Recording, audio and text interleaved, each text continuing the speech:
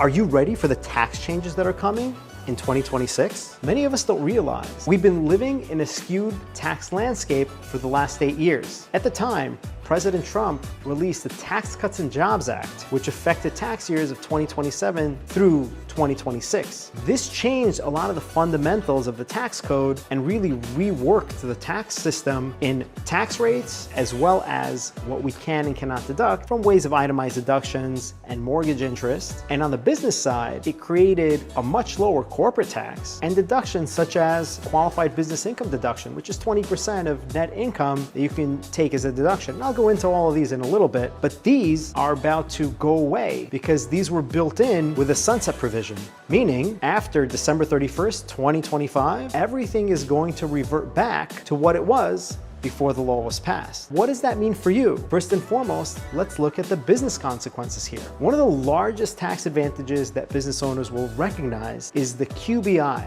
which is the Qualified Business Income Deduction. And what that essentially does is allows 20% deduction of income that you recognize on either Schedule C or through a K-1. And this deduction fully phases out at about $500,000 for married filing joint couples and about $200 and change for individuals.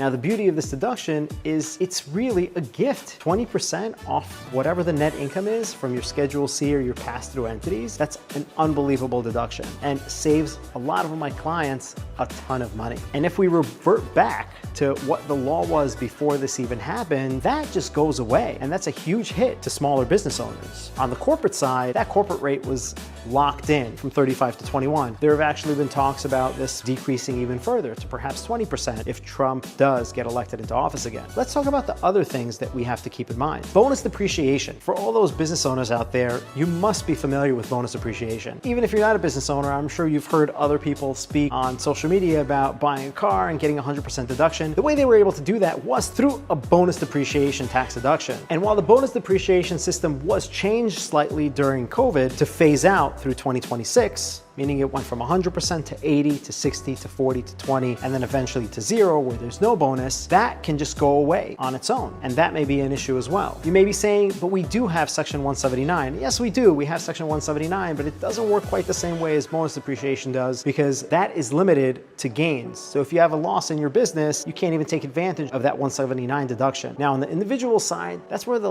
largest amount of changes are going to be affected. The sunset provisions will affect tax rates. Don't forget, we went from a 39.6 to a 37% maximum tax rate. That's going to be reverted back to 39.6. The child tax credit is going to be decreased by 50%. It's going to go from $2,000 to $1,000. The standard deduction is also going to decrease because we're going to bring back that personal exemption that we all forgot about for the last 8 years. Whatever $15,000 per individual, close to $30,000 per married couple that you get to deduct as a freebie, that's going to go away. It's going to get reverted back. Standard deduction component and the personal exemption part. Coming back, however, are going to be itemized deductions. Expenses that you have from work, home office as a W-2 employee, tax prep fees, investment advisory fees, and the like. Those may come back. And one of the biggest things that are going to come back through miscellaneous itemized deductions are no more caps on the state and local tax. Because if you recall, we've been limited to $10,000 a year for state and local tax. That's going to potentially go away if the sunset provision is allowed to go through and expire. And one other thing that's going to come back is the larger mortgage interest deduction. Because right now, you only get to deduct interest for your home mortgage up to $750,000, which was decreased from $1 million. That $1 million cap is coming back along with that $100,000 home equity line cap. So you can get a $1.1 million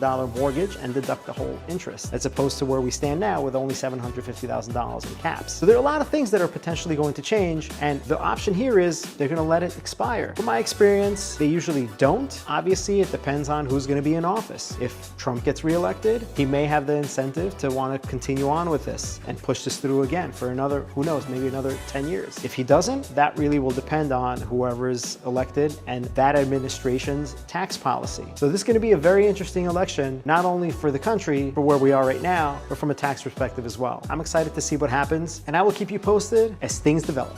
Like, follow, and subscribe for more. Thanks for watching.